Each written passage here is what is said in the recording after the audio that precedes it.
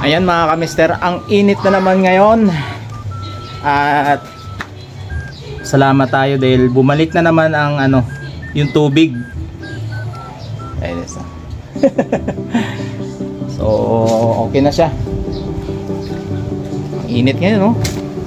Ito yung bayabas kagabi.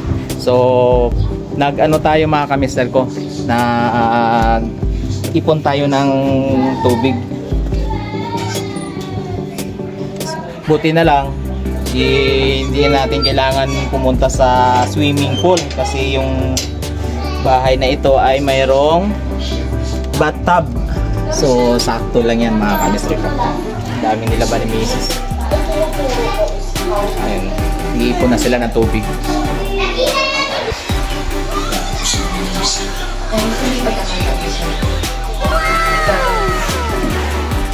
Yay! Tingnan natin. Ayan. Para-paraan lang ito mga kamister ko. Sabi ko, di ba may bathtub? Kaya imbis na maligo sa sa swimming pool, ito na lang. Tipid pa. No? Kuya lang dahil. Tipid pa dito. Ayan. Kasabay pa. Oo. Ito, tubig. Yan, saka nagkaroon na ng tubig. Ito lang. Tubig. Di ba? Tanggal na yung init sa katawan. Yun. Mga kamister, hanggang dito na lang yung plate ng tao. Maraming salamat. I love you all. Yan, gagawa kami ng milk tea. Ayan never ready na ni Mama. Tapos, Milo. Milk and ice. Baka natin kung ano yung magiging result. Wow! Kasi mainit. Mainit na talaga eh. Excited si Kuya. At kakaligo lang nga ng mga anak ko, mga kamister, at ako ang nasunod na ligo sa kanila. At grabe naman ang init ngayon, kaya ito napag-isipan namin na gumawa ng isang milk tea na kung saan ay magpapaginaw ng aming init na nararamdaman. So buti na lang madiskarte si Mama, kaya ito gumawa siya ng napaka-unique na milk tea. At wala din naman kami mabilhan ngayon mga kamister ko, gawa ng sarado lahat yung mga tindahan. So ito mga kamister, pinapakita namin ang simple at unique na paggawa ng milk tea na sa bahay lang. So pwede naman pala tayo gumawa mga kamister ko ng kung ano-anong mga pwedeng gamitin natin sa bahay. So ayan, excited ang aking baby dyan na talagang tinitingnan na maigi yung kanyang ginagawa ng kanyang mama. So ayan, tinitingnan niya talaga maigi mga kamister kung paano ang proseso ng paggagawa ng milk tea. Ayan, so hindi naman yan mga kamister ko tulad ng mga ginagawa ng binibilang ko nating milk tea, yung ating mga paboritong binibilhan. Ito ay parang na maibsan yung init ng aming katawan. Kaya yan, panoorin nyo mga kamister ko yung paggawa namin ng milk tea. At una-una, ito yung mga babies po namin ay gustong-gusto talaga ng malamig sa mga oras na ito. Kahit sila po ay kakaligo lang, pero naghanap pa rin sila ng pampalamig. So, hindi umubra mga kamister ko yung mga tubig at yelo lamang at gusto nilang kakaiba.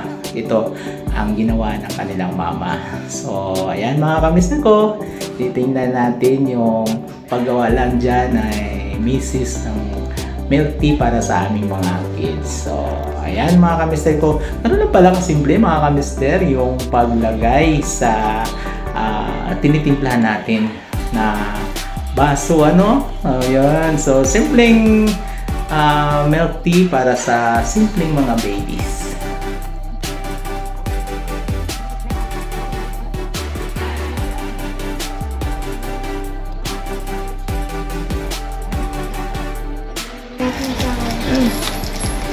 Huh? Sarap? Ano yung mukha na yan? Ano yung mukha na yan? Masim? Hindi. Paano mukhang masarap? Anong mukha ng masarap? Yummy. Paano? Ay, Paano hindi. siya? Ba't hindi ganyan yung mukha? Ba't ganyan? Di ba nung yung gano'n ng place ng mukha? Ito, matindi. Excited talaga mga ka-mister ko yung bunso ko namin na gumawa ng kanyang sariling milk tea. So, abangan natin mga ka-mister ko ano yung magiging reaction niya sa kanyang ginawa. So, actually, nilagay na ni mama niya yung lahat ng ingredients. Yun na lang nilagay niya yung milk at saka yung gulaman. So, abangan natin yan mga ka-mister ko dahil tinutulungan na siya ni mama niya na gawin yung kanyang milk tea. At yun, talagang tutok na tutok siya sa kanyang sariling baso.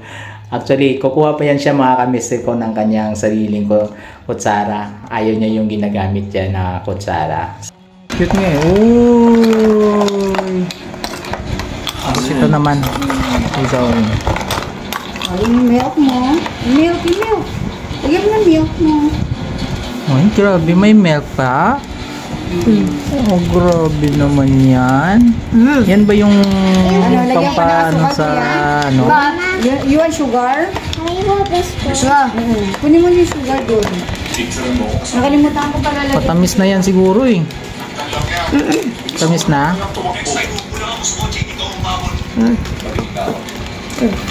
Patikim ako mamaya, baby ha. Ito talaga ang grabe. Siya talagang gagawa. Alin? Ayaw bumaba. Maliit siguro yung butas. Tinulungan na ni mama. Okay. Tapos, Lagyan natin ng yellow.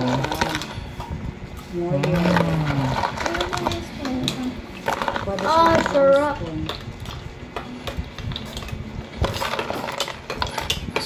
Anong gusto mong spoon? Dalawang favorite ko ito at yan din sa halo-halo. Ay, grabe. Gumawa siya ng milk tea. Balik pala na idea ng mama. Ano? Ano?